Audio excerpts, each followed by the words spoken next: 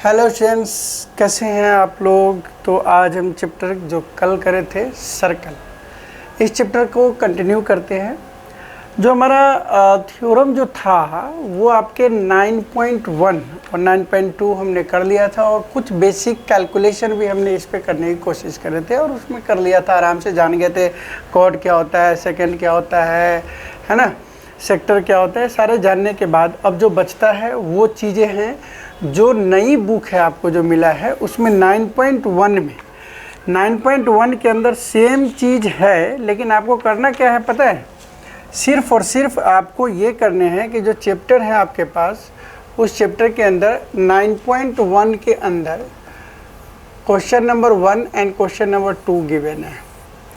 Question में recall to circle congruent if they are same radii. आप question book में ज़रूर देखेंगे। प्रूव डेट सेम है एंड वही सबटेंडेड इक्वल एंगल, मतलब हमने जो क्वेश्चन नंबर मतलब जो थ्योरम नंबर 1 करा है उसके अंदर हमने एक ही सर्कल के अंदर चीज़ें लिया था।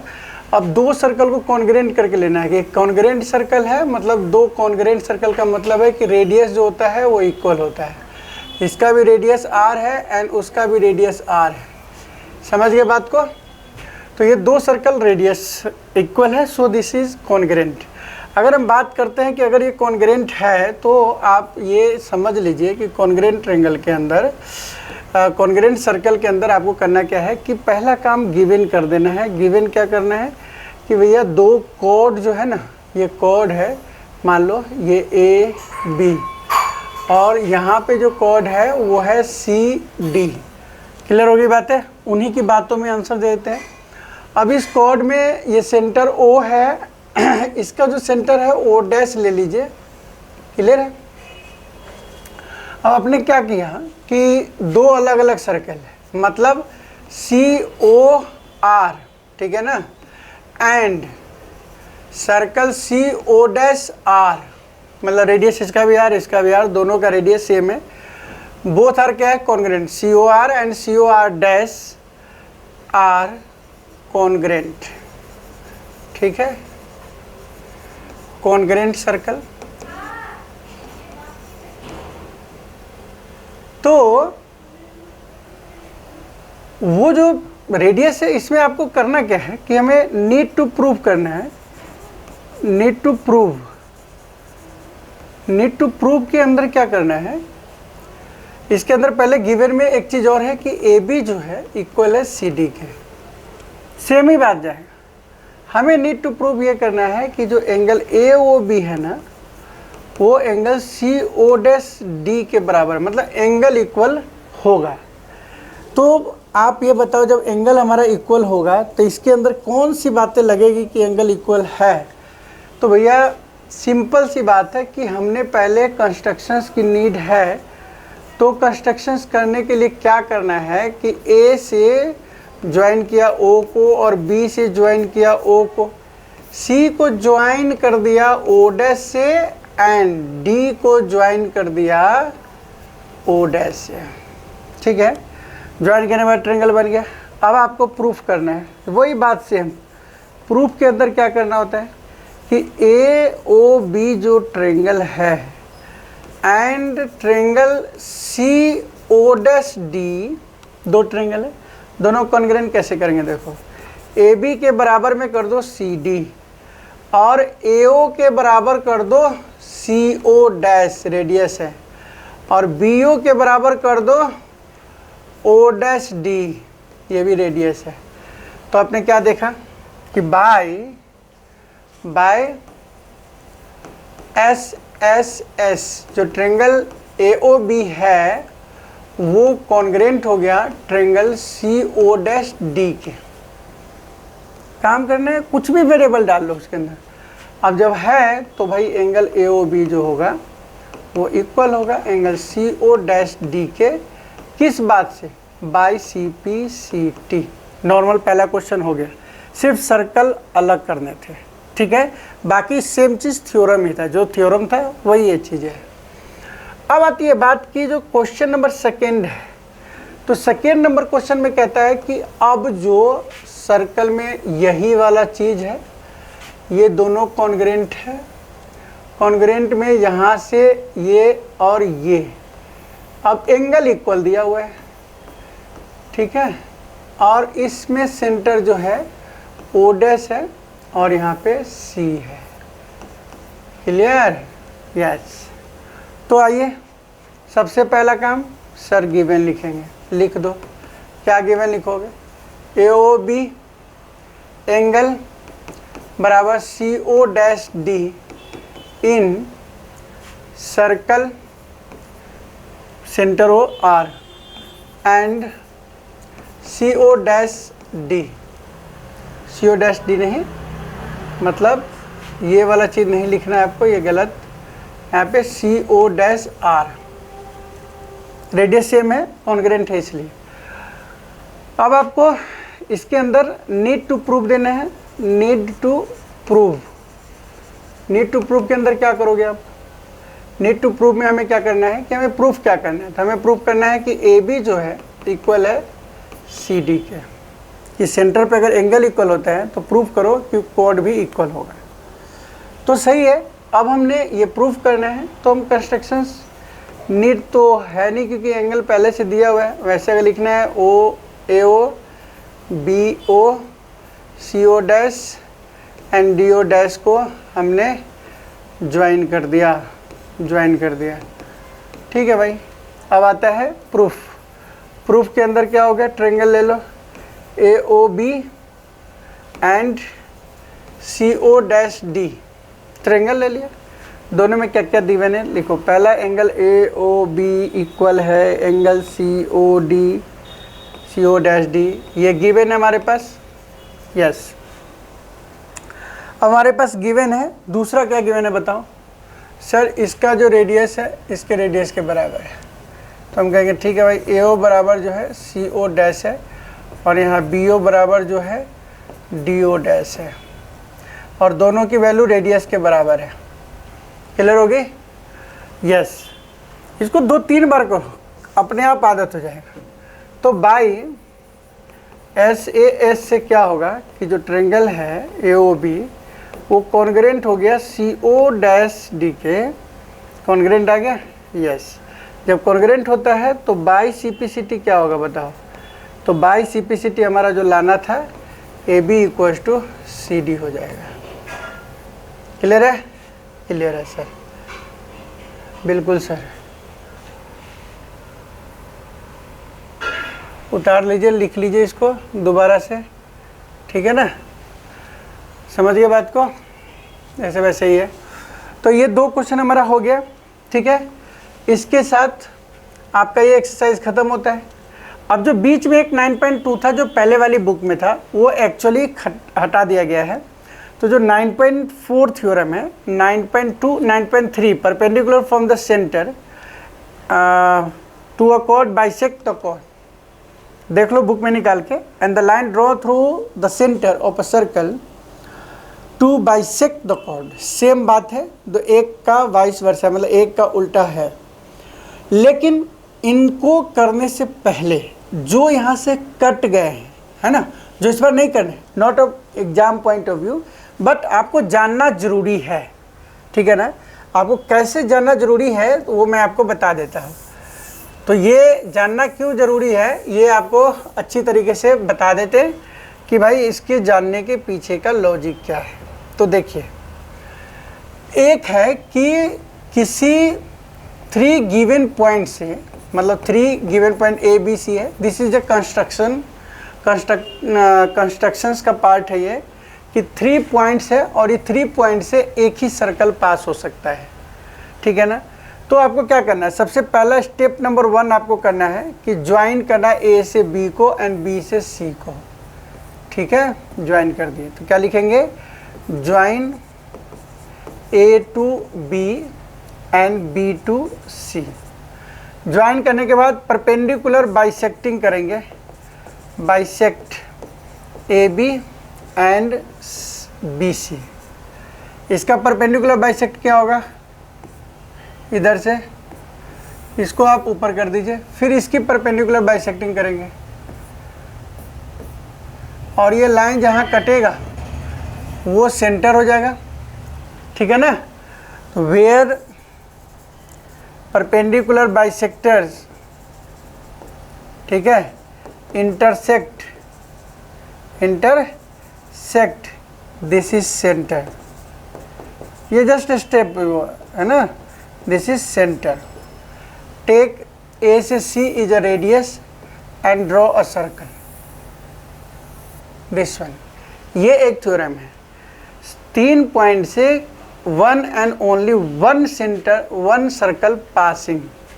दूसरा हो सकता है कि किसी गिवन सर्कल से पे सेंटर फाइंड करना है। हमें पता कैसे करें कि सेंटर है?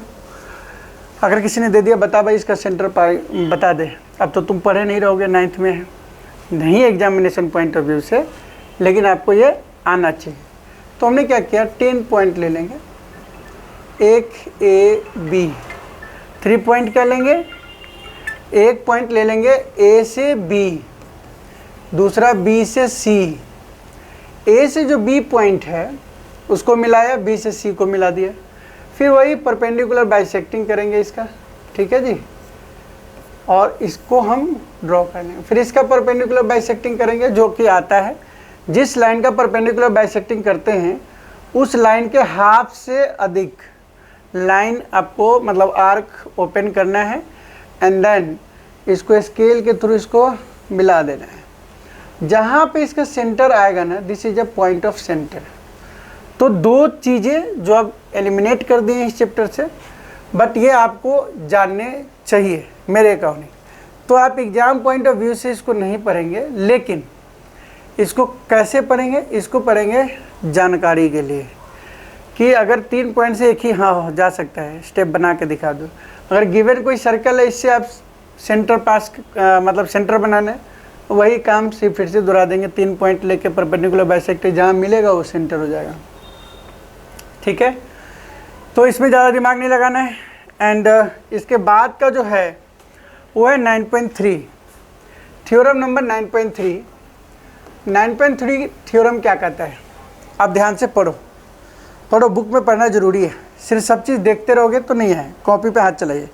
करा कि perpendicular from the centre of a circle to a chord bisect the cord.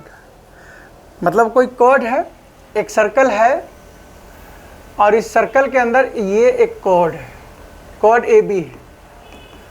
अब कह रहा है कि सेंटर से जो परपेंडिकुलर लाइन इस पे ड्रॉ करेंगे ना, मतलब ये गिवन है परपेंडिकुलर, ये लाइन जो ड्रॉ किया है ये इस कॉर्ड को 2 पार्ट में डिवाइड करेगा, मतलब ये और ये इक्वल करना है हमें, राइट।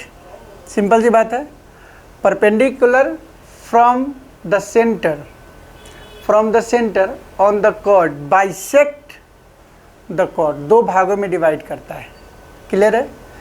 तो 2 भागों में कैसे डिवाइड करता है, इसमें भी वही काम कि गिवन क्या है सर, मैंने कहा गिवन है circle, COR is a circle, ठीक है जी। इसके अंदर AB इज अ कॉर्ड, जो गिवन है लिख दिए। दूसरी बात ये भी कह रहा है कि OM जो है परपेंडिकुलर है AB पे, ये भी गिवन है हमारे पास, यस गिवन है। करेंगे क्या सर, आपको नीड टू प्रूव लिखो पहले। नीड टू प्रूव क्या करना है, नीड टू प्रूव के अंदर हमने करना है कि एंगल AMO, ठीक है ना, AMO, सॉरी दिस, ये जो है ना, इसको हम क्या करेंगे, जो हमें प्रूफ करना है वो है AM बराबर MB, ठीक है। 90 डिग्री तो दिया ही है, ये प्रूफ करना है। तो करेंगे कैसे, आपने पहले हमारे को कंस्ट्रक्शंस इसमें ज़रूरी है, थोड़ी सी क्या ज़रूरी है, तो A से O को ज्वाइन किया एंड O से B को OB ज्वाइन कर दिया। ये 2 बातें कर दी, ये यहाँ से ऐसे तरह से ज्वाइन कर दिया, इसको ऐसे से ज्वाइन कर दिया। इसके बाद प्रूफ में चलो, प्रूफ के अंदर क्या करोगे आप बताओ, तुम ही बताओ। ये ट्रायंगल और ये ट्रायंगल दोनों कॉन्ग्रुएंट कर दो। तो हमने क्या किया, इन लिखा in triangle AMO and triangle BMO, दोनों ट्रायंगल में देखेंगे क्या देखेंगे। मैंने कहा कि सर देखो AO जो है बराबर है BO के, कोई बात नहीं रेडियस से। OM जो है वो कॉमन है, बिल्कुल सही बात है। एंड तीसरी जो बात है कि ये परपेंडिकुलर है, मतलब M एंगल दोनों तरफ है, तो हम लिख देंगे एंगल AMO बराबर BMO। BMO ये 90 डिग्री है, ये भी गिवन है हमारे पास, यस। तो यहाँ पे सरासर एक रूल्स बनता है बाय RHS। क्या देख रहे हो कि जो ट्रायंगल है AMO वो कॉन्ग्रेंट हो गया BMO के। जी सर, कॉन्ग्रेंट होने से क्या हो गया? अरे बहुत बड़ी बात होगी। कॉन्ग्रेंट होने से बाइसिपिसिटी हमने क्या देखा कि जो AM है वो बराबर हो गया MB के, राइट, होगी कॉन्ग्रेंट प्रूफ। अब इसके बाद का जो थ्योरम है 9.3 नहीं प्रूफ किया है, लेकिन इसके बाद का जो थ्योरम है वो क्या कहता है कि थ्योरम का उल्टा है कि अगर कोई यहाँ से लाइन ड्रॉ करता है ना, नेक्स्ट देखना, इसको 2 बार 3 बार करोगे याद हो जाएगी, ये चीज़ें करना जरूरी है। ऐसे सोच रहे होंगे कि भाई मुझे तो याद हो गया। 9.4 थ्योरम जो कहता है कि अगर ये कॉर्ड है AB, ठीक है, और सेंटर O है, यहाँ से कोई लाइन ऐसे ड्रॉ किया गया बस, तो ये जो लाइन ड्रॉ करेंगे ना, अगर इसको 2 भागों में डिवाइड करेगा, मतलब ये M है पहले से, इससे इसको ज्वाइन कर दिया कंस्ट्रक्शन में, करा कि AM बराबर MB दे रखा है, कि मतलब ऐसे ज्वाइन करा मैंने कि उसको 2 भागों में ही डिवाइड कर दिया। तो सोचने की जरूरत नहीं है ना, 2 भागों में डिवाइड कर, तो बताना है कि ये 90 डिग्री है, प्रूफ करो इसको। तो भैया पहले गिवन लिख लेंगे, ठीक है जी। गिवन क्या लिखेंगे कि सर्कल है ये वाला, एंड AB जो है कॉर्ड है, ठीक है जी, AB कॉर्ड हो गया, जिसके अंदर AM बराबर जो है MB है। अब ये लाइन परपेंडिकुलर नहीं है, तो हम क्या कह रहे हैं कि भैया प्रूफ क्या करना है, नीड टू प्रूफ करना है कि ये जो एंगल है ना AMO और बराबर BMO जो एंगल है वो 90 प्रूफ करना है। चलो ये भी चलेगा। तो इसके अंदर कंस्ट्रक्शंस करने के लिए वही ज्वाइन करने हैं सिर्फ। क्या ज्वाइन किया? A से O को एंड B से O को ये ज्वाइन कर दिया, राइट। जब हम ज्वाइन कर देते हैं तो फिर वही प्रूफ वाली बात आ जाती है कि प्रूफ क्या करेंगे। तो प्रूफ करेंगे कि इन ट्रायंगल AMO एंड जो ट्रायंगल है BMO उसकी दशा देखते हैं वो क्या क्या है इसमें। तो एक तो पहली बात AO बराबर BO है, ये सबको पता है कि रेडियस है। दूसरा OM जो है वो कॉमन है OM को, भैया ये तो उससे भी आसान हो गया है। और तीसरी बात कि AM जो है इक्वल है MB के, ये गिवन है हमारे पास। ये 3 बातें जब गिवन है तो यहाँ पे क्या बात नहीं आएगा कि बाय SSS से तीनों साइड इक्वल है, सो जो ट्रायंगल है AMO वो कॉन्ग्रेंट हो गया ट्रायंगल BMO के। क्लियर होगी बातें? जी सर। और जब वो कॉन्ग्रेंट हो गया तो क्या होगा? तो AMO बराबर BMO, ठीक है, ये हो गया बाइसिपिसिटी। जब हो गया तो हम क्या लिखेंगे? दोनों तो बराबर है तो इसको एक मान लेते हैं, तो क्या हो जाएगा बताओ? एंगल AMO आप प्लस एंगल BMO, ठीक है, बराबर 180। किस बात से? Linear pair. तो x प्लस x कितना? 180। 2x बराबर 180, x बराबर 180 अपॉन में 2 and this one 90 degree. So angle AMO बराबर BMO इक्वल्स टू 90 डिग्री। ये हैंस प्रूव्ड हो गया। तो इसको आप ये 9.3 या 9.4 या इसके अंदर जितने भी थ्योरम है उसको 2-2 3-3 बार करो, कॉपी ख़त्म होगा, कोई बात नहीं है।